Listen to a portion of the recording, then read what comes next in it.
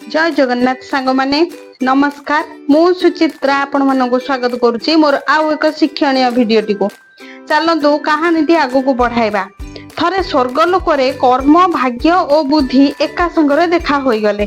सेमाने निज निज भितर विवाद होबा पय लागिला कि आम तीन जनक भितरे महान किए। कर्म कहिले मु महान, भाग्य कहिले मु महान आ बुद्धि कहिले मु भी महान। ए तीन जनकर झगड़ा बढ़िबा लागिला। सेई समय रे नारद मुनि सेई बाट दे जाउथिले।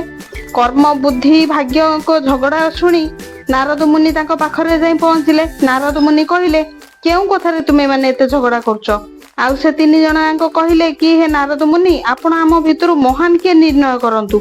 नारद मुनि हसी दे कहिले ठीक अछि मु कहूची गोटे काम करिबा, पृथ्वी लोकरे जने साधारण मनुष्य पाखकु जिबा। आउ तमे माने तीन जण जांको जण जण करी तांको पाखकु जीव। जहाजर जीवा द्वारा से मनुष्यटी सफल हेबो से ही महान।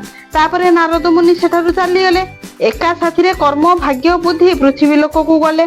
से माने सेठार जने काठुरिया को देखिले। बहुत गरीब लोकटिए थिला सिए। से लोकटी जंगल को जाई काठ काटु थाए आउ से काठ को बिक्री करी निजर पेट पोषु थाए।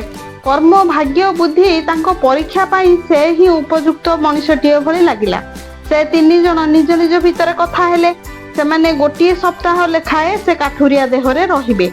जहार रहिबा द्वारा काठुरिया अधिक सफलता पाइबो, से बेसी विकास करिवो, से ही महान अटे। ए कथा समस्त को मानिबे को पड़िबो। समस्त ए कथारे राजी होई गले। तापर कर्म कहिले मु प्रथमे जीबी। कर्म जाई काठुरिया देहरे रहिले। कर्म आसीबा द्वारा से काठुरियाटी शक्ति 2 गुणा बढ़ी जाइथिला। आउ से काठुरिया पूर्व अपेक्षा बेसी काठ काटिबा को लागिला। एथिरे से बहुत खुशी भी हैला। भाबिला मु आज एते सारा काठ काटि देइछि। से काठ को उठाई पार न थाए काहे कि ना से काठुरियाटी प्रत्येक दिन सेतिकी काठ काटि थाए जेतिकी ता हाथ रे सहज रे आसी जाए। से पूर्वरु जेतिकी काठ नै बाजार को जांती सेतिकी काठ नै बाजार को बिक्री करबा को गले। पूर्वरु जेतिकी टंका मिलुतला सेतिकी टंका से दिन भी मिलिला। एही भली कर्म 7 दिन से काठुरियार शरीर रे रहिले। से 7 दिन काठुरियार अधिकरु अधिक काठ काटु थाए किंतु से जेतिकी ता हाथ रे जागा हुए सेतिकी नै बिक्री करे। तांको पूर्वरु जेतिकी टंका मिलुतला कर्म रहिला परे मध्ये सेतिकी टंका मिलिला।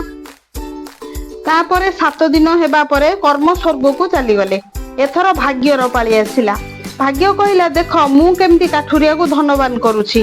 कर्म तो धनवान कराई पारला नहीं। भाग्य से काठुरिया शरीर रे प्रवेश कले।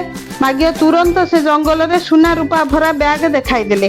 गोटिए थर रे काठुरियार भाग्य बदली गला। काठुरियाटी बहुत धन पाइला परे बहुत फालतू खर्च आरंभ कर देला। तापरे बहुत धन पाइला परे से काठुरियाटी दिन सारा आराम रे सोइबा को लागिला।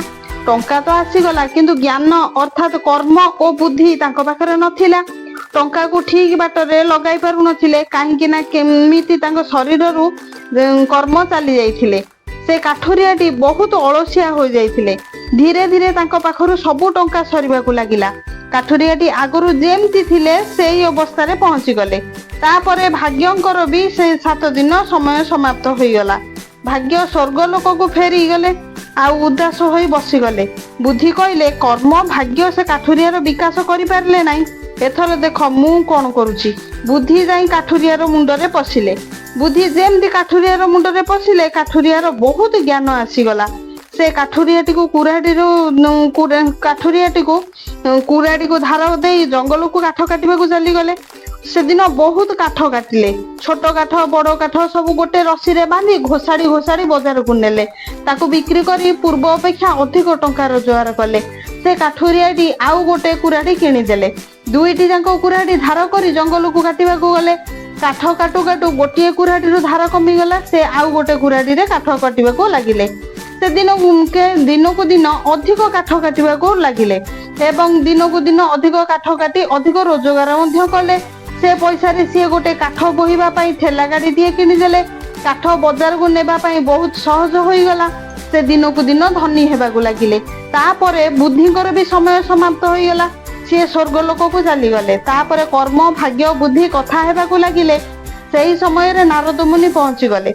तांको ठारू सबु कथा सुनी कहिले तुम मानक मध्यरु बुद्धि ही बड़।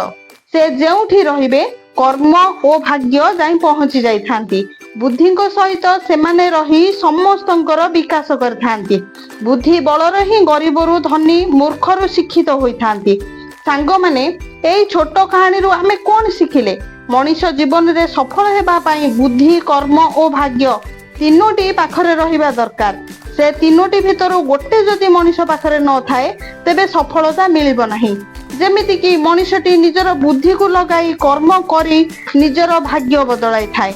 आजिर भिडियोटी केमिति लागिला सांग माने मते कमेंट रे निश्चिंत जणाइबे। निजर मूल्यवान मतामत देबे। छोट लाइक टे कर देबे। अधिकरु अधिक शेयर कर देबे। मो चैनल रे नुआ थिले सब्सक्राइब करबा को भूलिबेनी। एमती नुआ नुआ वीडियो देखिबा हमर नोटिफिकेशन आपण मानको पाखु पहुंची जिवो। जगन्नाथଙ୍କ कृपा आपण मानको ऊपर एमती रहु थाउ। आपण मानको आशीर्वाद भलो पाइबा मो ऊपर रहि थाउ। पुणी देखा हेबो आउ एक नुआ वीडियो रे। रहुची नमस्कार। जय जगन्नाथ।